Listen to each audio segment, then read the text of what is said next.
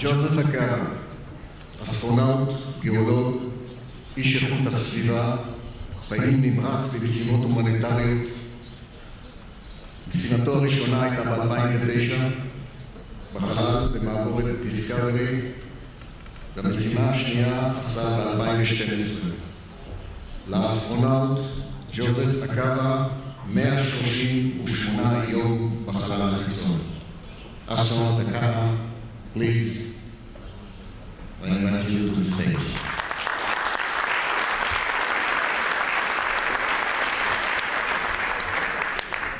Good morning, and thank you for having me today.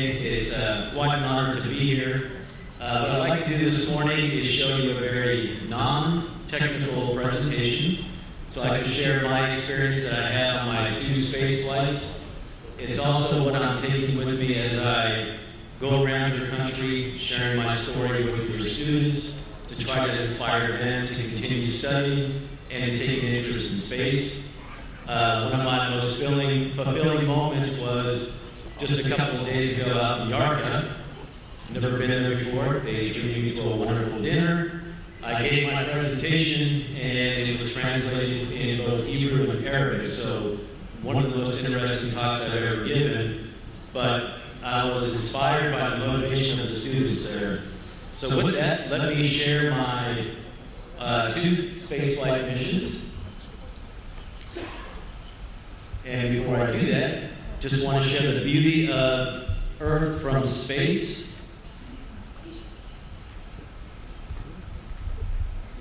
And if it's possible to dim the lights, that'd be great. So we never get tired of looking out the window and enjoying the beauty of our Earth. It really stresses how fragile it is, how we are on one planet, and how it is necessary for us all to work together.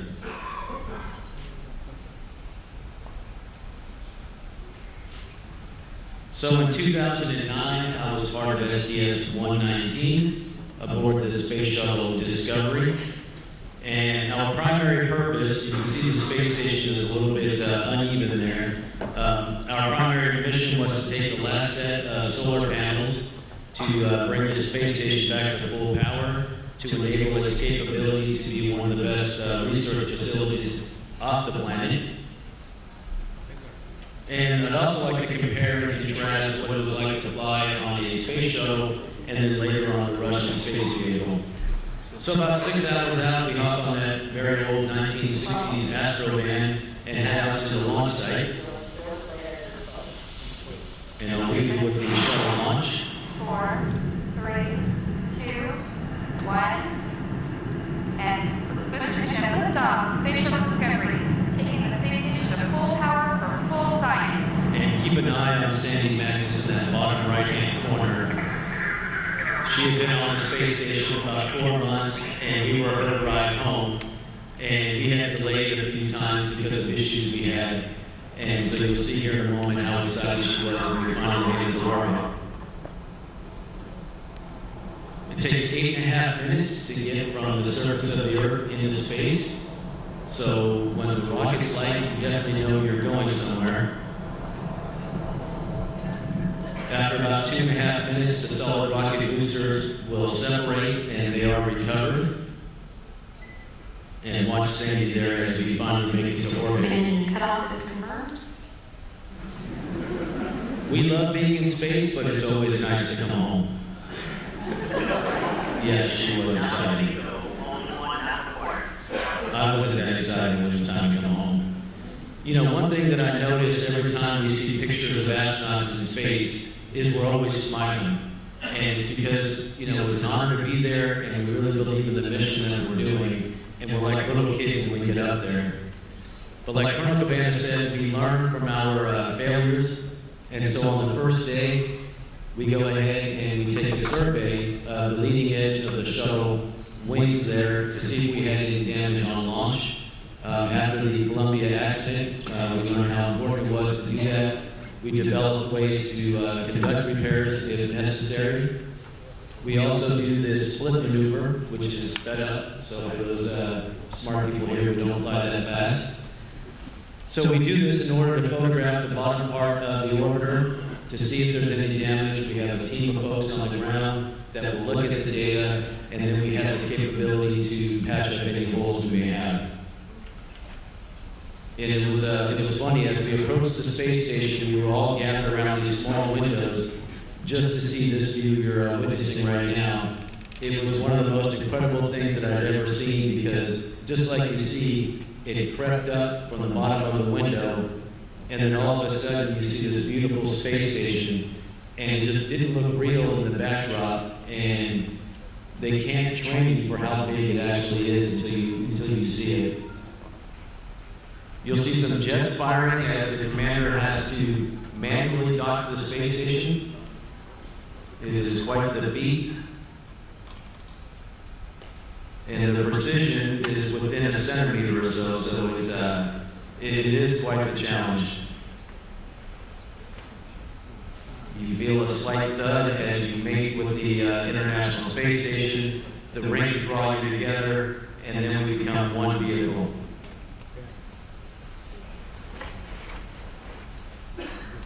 I had the great fortune to do a couple of spacewalks. It's quite the experience when you go out the door for the first time. Here I am at night, and even though we train for many, many hours, it's surprising that you get lost in space at night. And when you see the Earth for the first time outside, it is quite scary, so I will admit to that. Your brain kind of knows you're not going to fall, but when you look down and you see the Earth 200 miles away, it also is quite frightening, and so you want to hang on until you realize, okay, I can let go, and I'm not going to fall to the Earth. I wish it would have been dark when I went out for the first time, but unfortunately the sun was out. This is the mid-deck on the orbiter. Space has its challenges. It's fun to float in microgravity, but it's also easy to lose things. This is our wonderful kitchen. International Space Station, the President of the United States. Hello, Commander, can you hear us? President, welcome aboard the International Space Station. We give you a lot of pleasure. My first chance to speak with the President, and Sandy's hair was in front of me, so I kind of had to push her down a little bit to get some of the camera time. And then after 13 days, we undocked from the space station, and they planned it just perfectly, so as we got to about 250 feet away, the sun would come up and we could see the first view of the space station with the full set of solar panels. It was quite the sight. You can see the shadow of the orbiter going across the space station.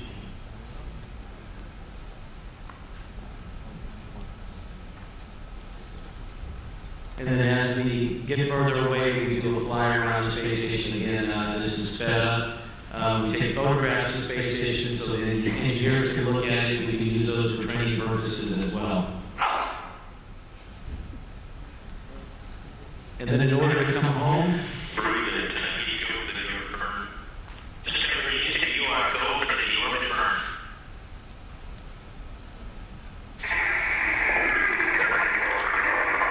the reason he's smiling is that in the background we were all very, very excited. Our first chance to deorbit was delayed because of the weather in Florida, and we drink a lot of liquid, so when we come back, we have our fluids back in our body, and so when we delayed, we were all anxious to get home because now we had drunk all this liquid, and so when he said it was time to come home, we were pretty excited. So things that used to float, they now start to become heavy. The books are heavy, your head is heavy, and you wonder how do we live on this planet, and that's just after 13 days. And notice this very elegant, comfortable landing that we have on the space shuttle. It comes in as a glider, so you only have one opportunity. So the commanders, like Colonel Cabana, is again quite a feat to land this spacecraft, and you only have that one opportunity. But you'll see the difference between the shuttle landing and the Soyuz landing here shortly.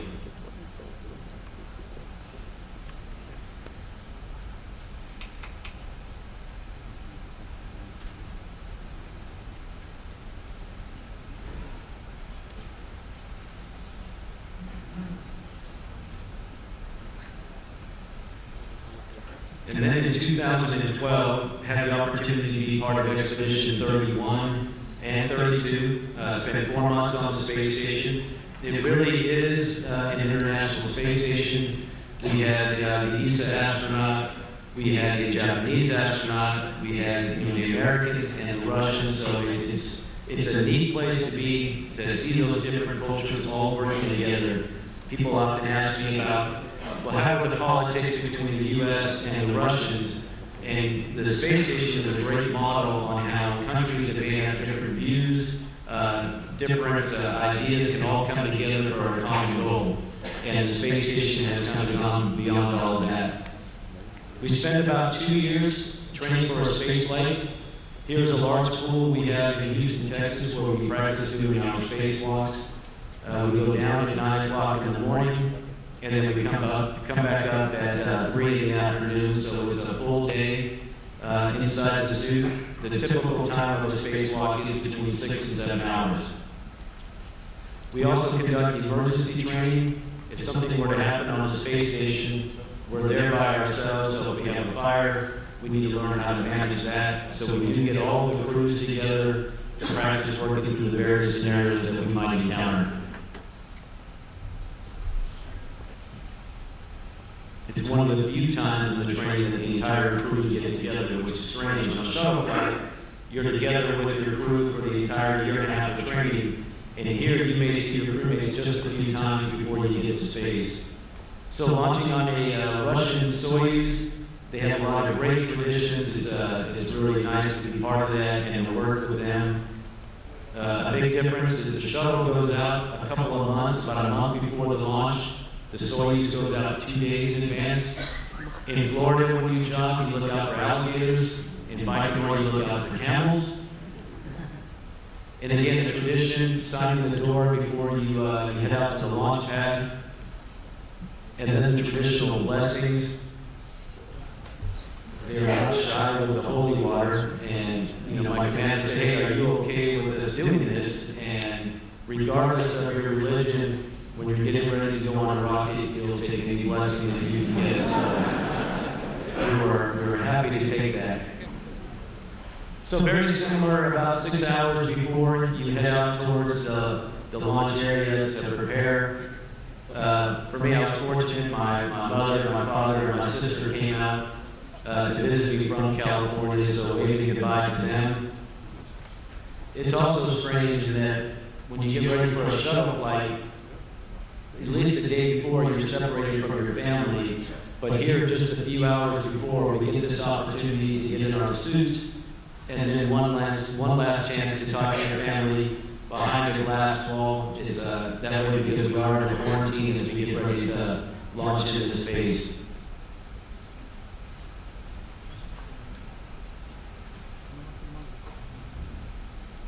So it's never easy to say goodbye to your mother before a space flight. It's not comfortable walking in the suits, but they're not made to walk in. We kind of have that monkey pose as we go. We carry the small briefcase is cooling because it does get warm inside the suits. And then once you connect to the vehicle, you again have cooling. And here you'll see the Soyuz launch.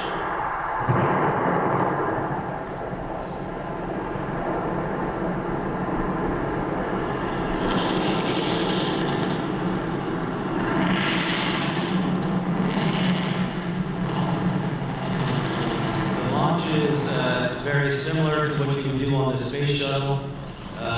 It was, I think this one might have been a little bit smoother going up, more than I had anticipated. But it is quite a bit smaller. And when you see 3 people in the Soyuz vehicle with your spacesuit on, it's a tight fit, as you can see. And when you sit like that for a few hours, you get old like me, it's not too good on the knees. But again, we're always, just really happy and enthusiastic as we're getting ready to go to space. We took two days to get to the space station, so it was a tight fit with your 2 best friends, orbiting the Earth.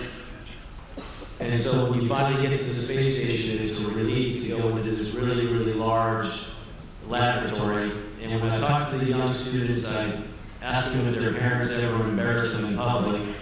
And most raise their hand, and I tell them it never stops. As you'll see here, when we docked, it was my birthday, and since my parents are in mission control and hostile,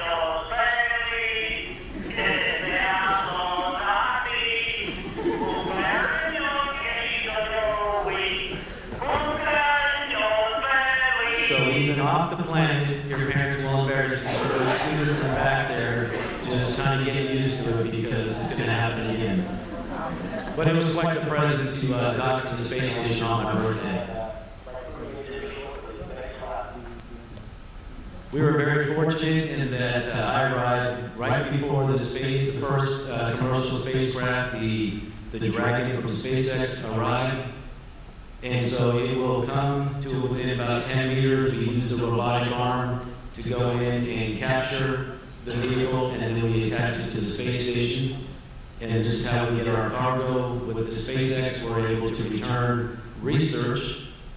After a couple of months, the crew left, and the next crew came up. So really, the space station is there to conduct research. We do all types, whether it's the physical science. We're still learning a lot about the human body. So we're constantly taking blood samples, urine samples from the astronauts.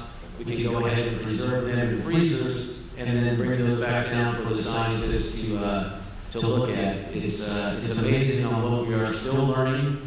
We had an experiment that was made by an Egyptian student who won a contest. He wanted to see how the spider would hunt in space. The spider did survive the full mission, and I think if you ever go to Washington, D.C., it's in the Smithsonian, so he did a great job. I'm glad he didn't get out. You know, in talking to engineering students, the Russians did a spacewalk, and they had this experiment where they wanted to launch this small satellite to take data as it came back to Earth. And when you think about the engineering, if this was an American payload, we would have had some fancy device with a laser pointer, a computer, and the Russians, it was just a manual device in which they kind of aimed it and then shot it out there. So when it comes to engineering, sometimes simple is good. But it was quite neat to see this thing work and head back and collect its data. So this time around, we had one planned spacewalk, so I was the person inside getting Sunny and Aki ready to go. And once they got out, I was inside flying the robotic arm. So it was great to get my friends outside. And we had an issue with the first spacewalk. We couldn't remove the box that we wanted to, so they went out 2 days later for a second one, and everything worked out well. This was the Japanese cargo ship that came up.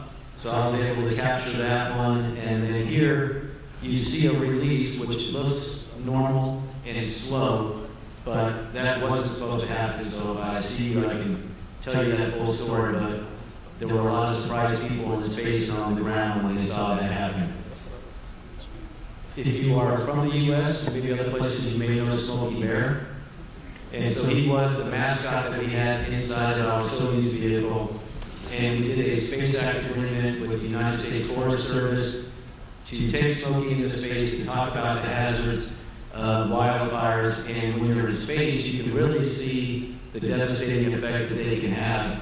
That what may seem as a local fire really has an impact in a very large area. And now some of the fun parts of space, that is my face on a water bubble.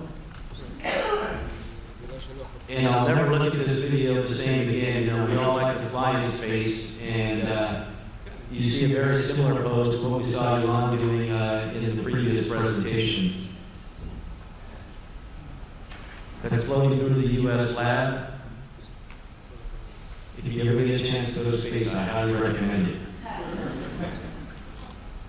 And you can't have a space video without doing a flip just to show the gentleman in the back that was working the presentation wanted to see if it was real that I went to space. So there you go. Again, working in space, it has its advantages, but it has its disadvantage. I lost my spoon a couple of times, which makes it difficult to eat. But again, the food up there is it's varied, and you have the food from your international partners, but everything is either in a can or in a bag so it doesn't float away. Our drinks are in a bag, so for those of us who like coffee, you drink coffee out of a bag, which you can see on my leg. But then you have the everyday joys that you have here, like shaving and brushing your teeth. You hope things don't escape. There's not a lot of privacy on the space station. You'll see Aki coming out of the bathroom here shortly. You don't shower in space, so 4 months without a shower. It's great. We do have towels, so we are clean up there, but you can see there's not a whole lot of privacy. A little rinse-free shampoo, and I'm ready to go for my day. And welcome to my bedroom. So we have sleeping bags, and when they're old like I am, when you lay on the bed, you kind of have a pressure point, your knees kind of hurt, but in space, all of that went away for me, so I slept great. I was in a sleeping bag that was tied down. I was somebody talking about Samantha, who's here as well, that she just liked to float around inside of her crew quarters instead of being tied to the wall. But I like being tied to the wall. We have to exercise for about 2.5 hours every day to keep our muscles and bones strong. So we have a treadmill in which you are attached by bungees. We have this resistive exercise machine, and then we also have a stationary bicycle. And it's amazing that how quickly the 4 months passed, and then you say goodbye to your friends, that you shared this great experience. You go from the very big space station into a very small Soyuz, and you can see that it's just a little bit different than a shuttle landing. You're at the end of a parachute, and right before you hit, they have what they call these soft landing rockets that they're not quite so effective, but they do slow you down, but it's without a doubt when you hit the Earth. But they do a great job. You can see the search and rescue forces are there immediately, and within just a few minutes you're pulled from the spaceship. They put you in a chair, they kind of carry you around to give you a chance to acclimate back to Earth. For me, the biggest thing was my vestibular system. It was hard to walk, so I needed a little bit of assistance. Pretty much every time I stood up, I wanted to throw up. So for the first 24 hours, for me, being horizontal was the way to go. By the time I got to Houston 24 hours later, that sensation had gone away. I was able to walk on my own. The next night, I was back in my home, sitting on my couch and doing what everybody else does, going grocery shopping, taking out the trash. And so you sit on your couch and go, this is interesting. Just 24 hours ago, I was up on the International Space Station, and now I'm back at home. So astronauts are very fortunate. We're ordinary folks that have this extraordinary job, and we hope that we can get more people to experience it and not have it such a small group. And I'm hoping that the work you do here this week will advance that opportunity for many other folks. So thank you for your time, and have a great conference.